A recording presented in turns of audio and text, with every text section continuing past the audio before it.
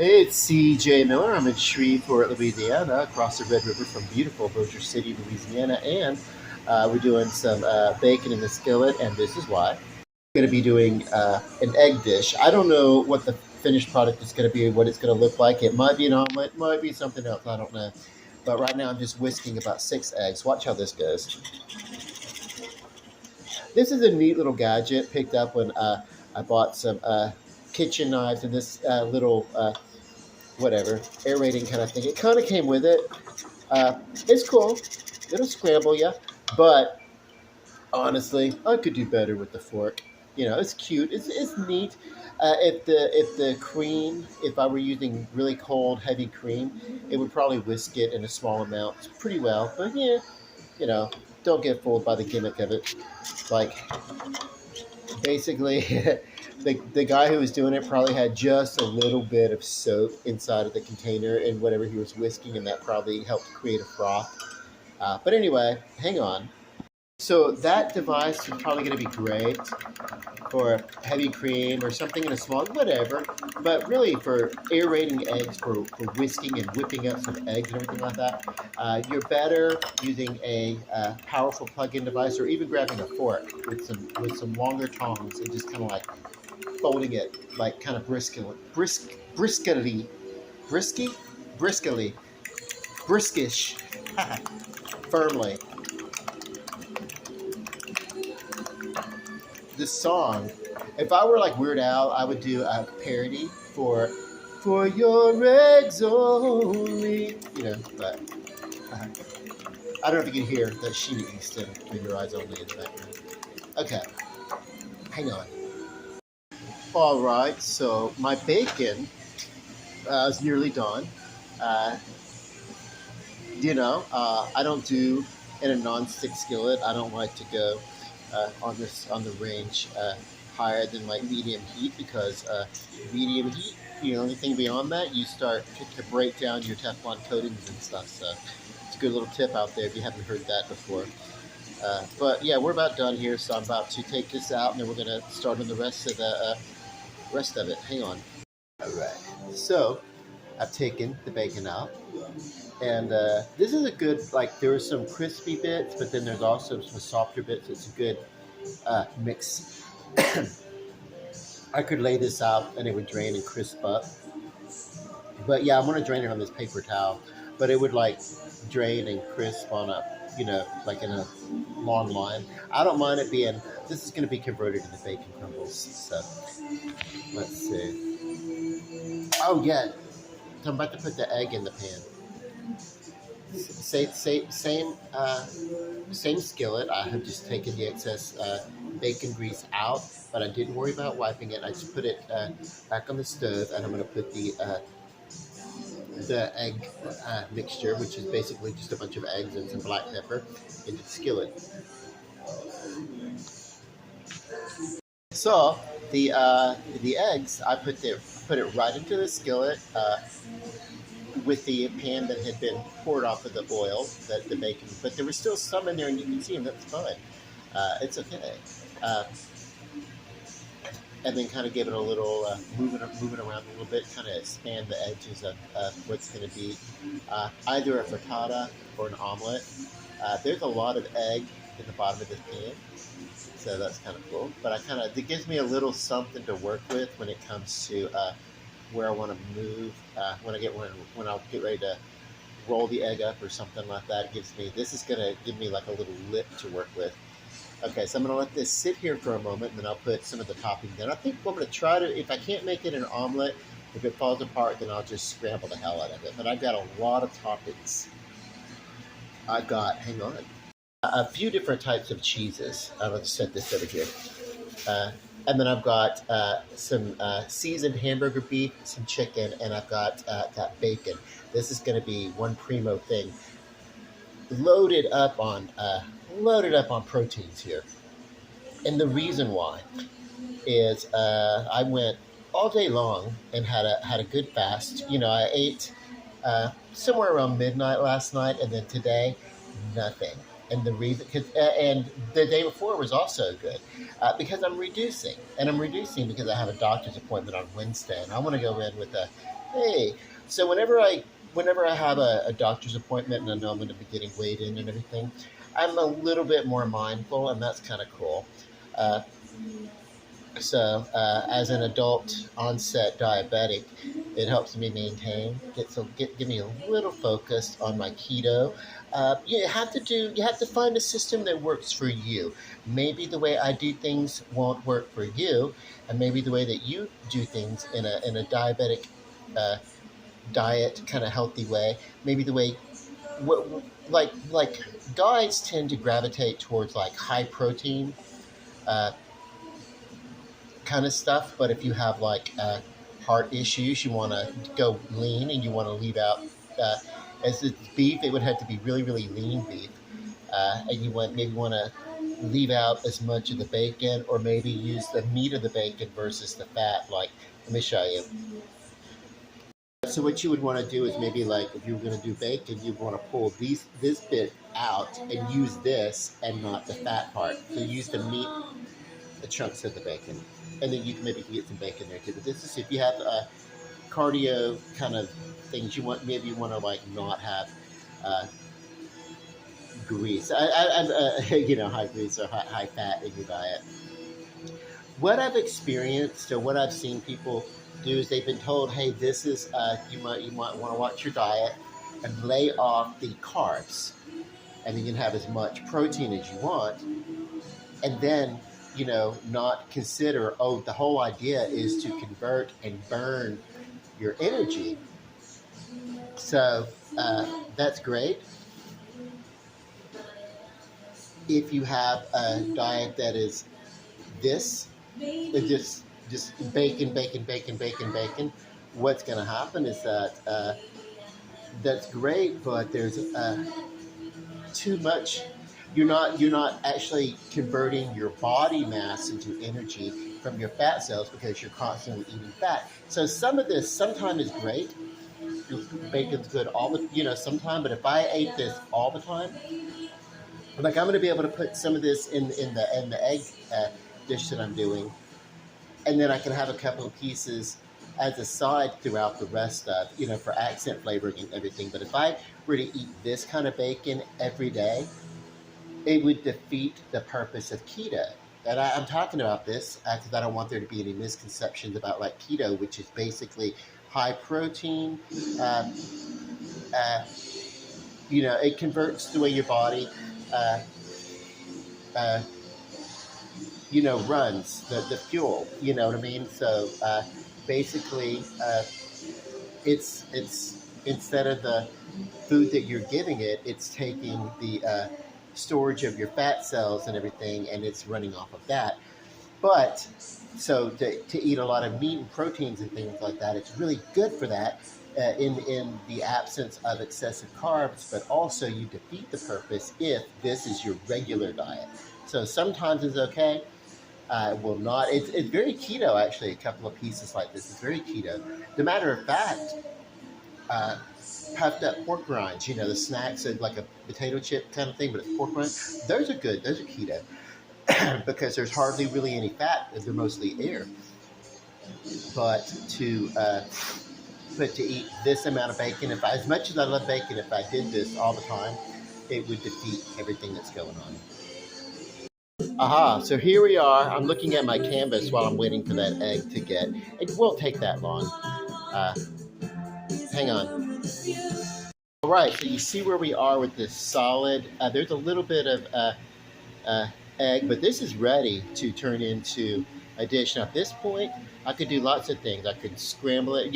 It's probably a little too far done to become like an egg. I don't know. Let's see what's up.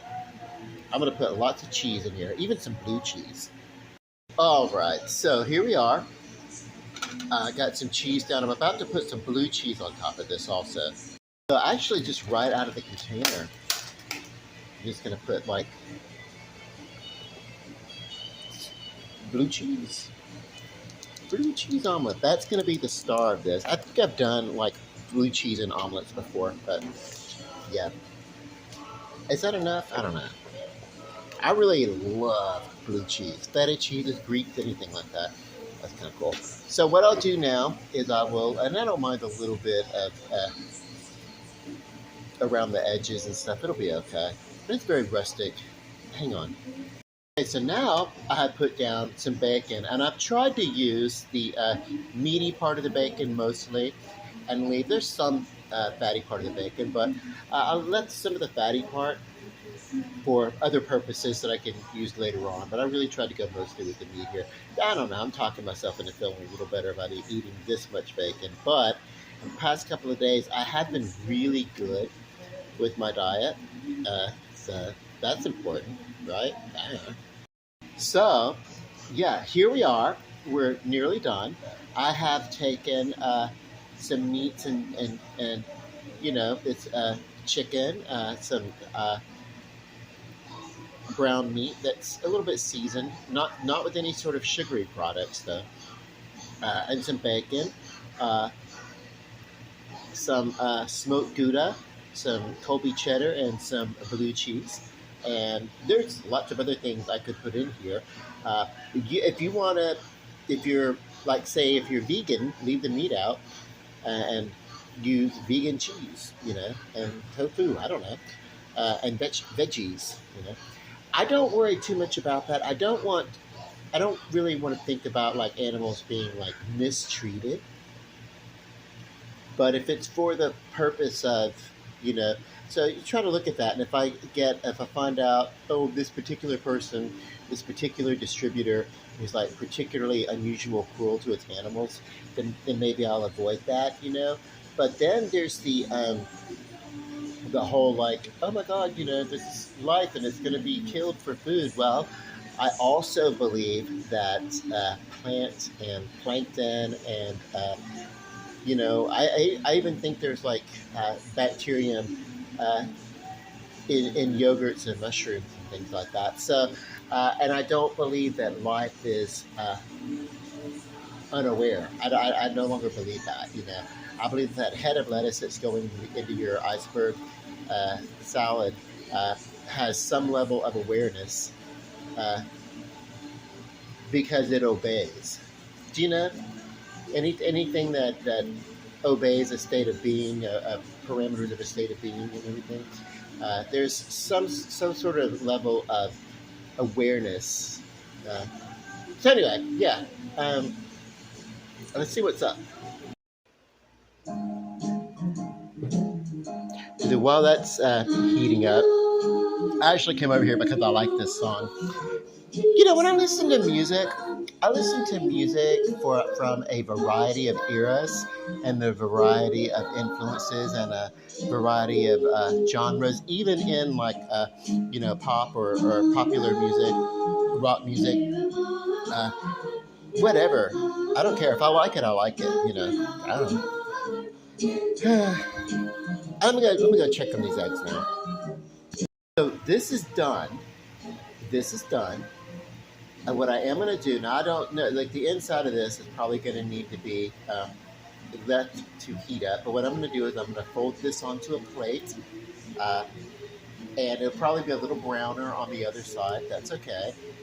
Sometimes I prefer that, a little bit of a skin or something. And if I have to complete the meltiness of the cheese or whatever, maybe I'll nuke it for about 10 or 15 seconds. Okay, so it turns out, and move this off. Also, when you're finished cooking, move your skillets off of your burners as soon as possible. So it folded quite well. This is great.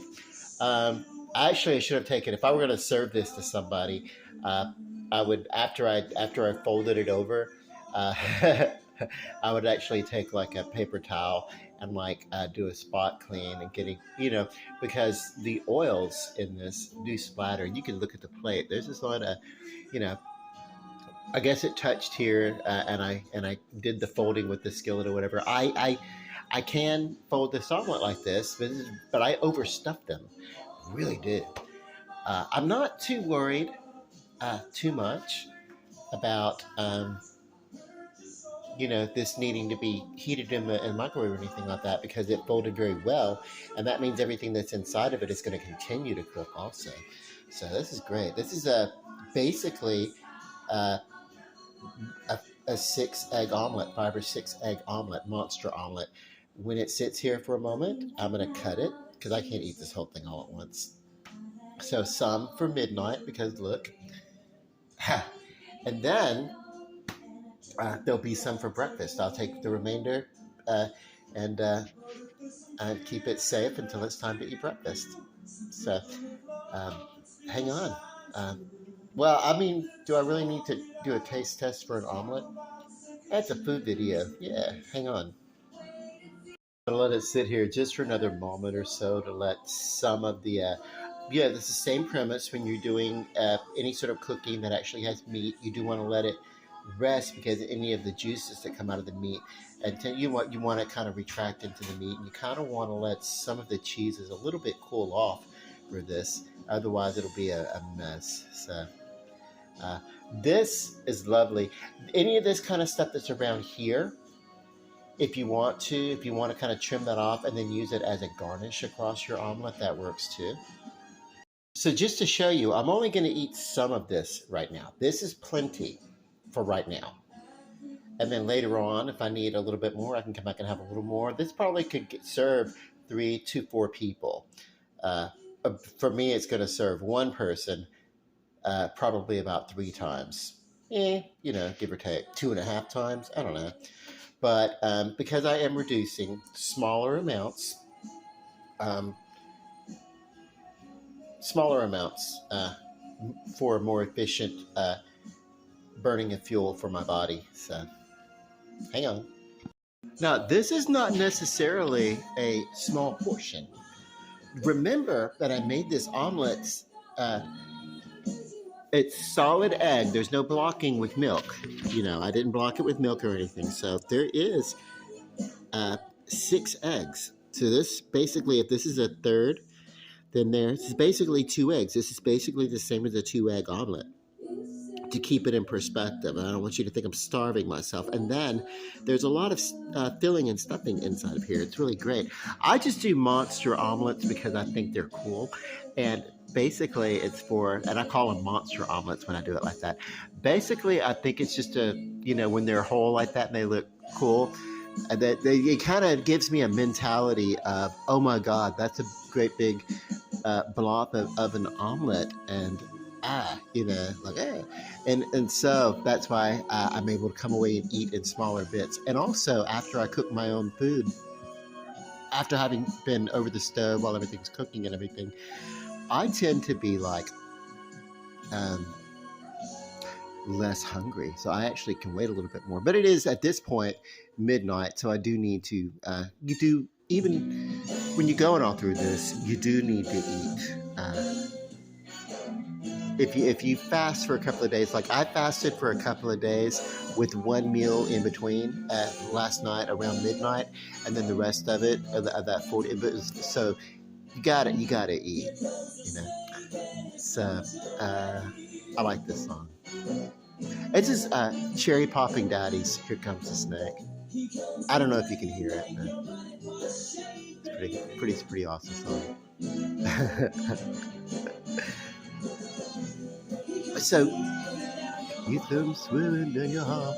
So do you remember this was like that movie The Mask, and around that time also, even before then, around that same time, I would say Brian Seltzer and his orchestra and Cherry Popping Daddies, they were those two. They were the ones that brought 1940s swing, almost what you would call like Hubba Bubba music from the 1940s. But they had a resurgence of swing, and that was great. And when I talked about this before, there was a resurgence in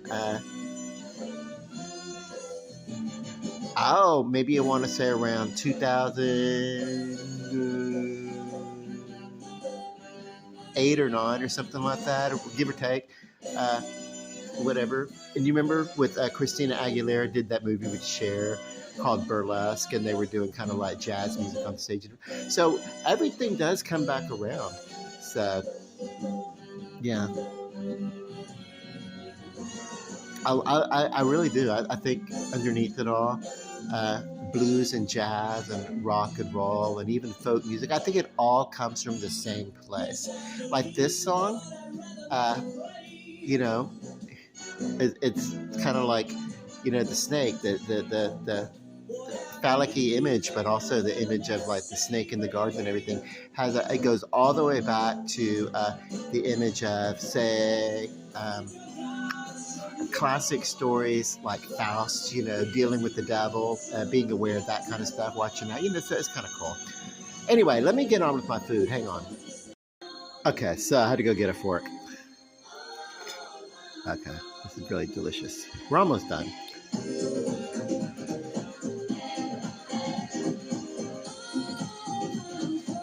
This is great. There's a myriad of flavors in here, and it's great. A lot of textures, and the bacon. It's all about the bacon, really. Actually, it's about blue cheese. This is wonderful for me. This song, Justified and Ancient, from the KLF. Some people have said it's like the worst song ever. I love it. I think it's probably one of the best. It's an exact example of how studio mixes can create anything. Like this omelet is a little bit of from all sorts of different separate sources, because all the ingredients were made separate on various days. This is basically leftovers inside of an omelet.